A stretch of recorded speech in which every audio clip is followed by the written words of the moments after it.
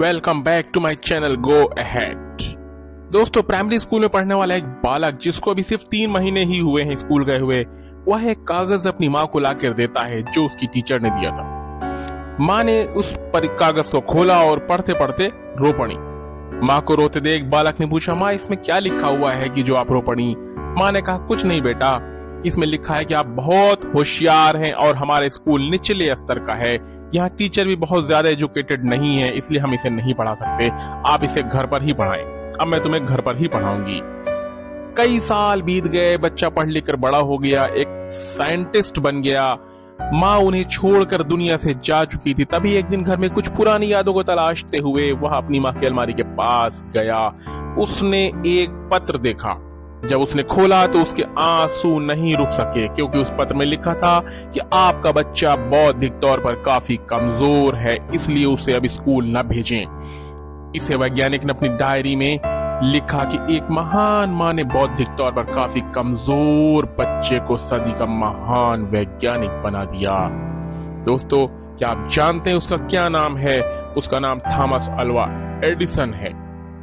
दोस्तों, बिजली के बल्ब और रिकॉर्ड प्लेयर जैसे अनेक उपयोगी आविष्कार करने वाले थॉमस अल्वा एडिसन दुनिया के सबसे महान आविष्कारक माने जाते हैं।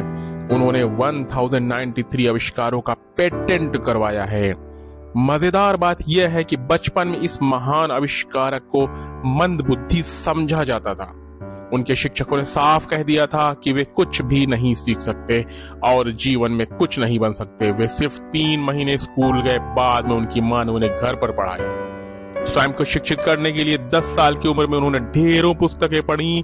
उन्होंने लिखा कि मैंने पुस्तकें नहीं पढ़ी, मैंने तो पूरी लाइब्रेरी पढ़ डाली। मैंने ए अक्षर से किताबें पढ़नी शुरू की और डेट्रॉयट की आधी लाइब्रेरी चाट डाली।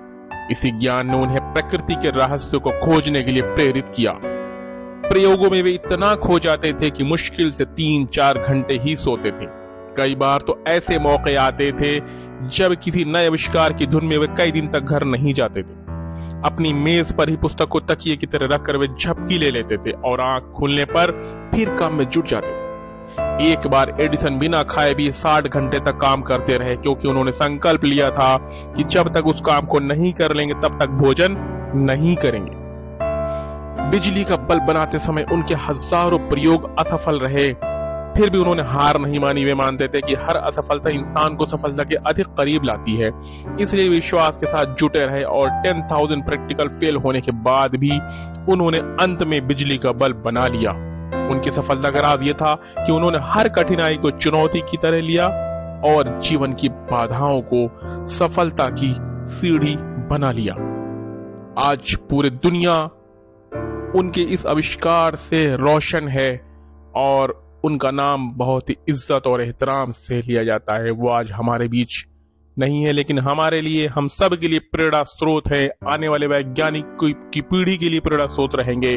अगर आपको ये जानकारी अच्छी लगी हो दोस्तों, तो सब्सक्राइब कीजिएगा, लाइक कीजिए, कमेंट कीजिएगा। Thank you.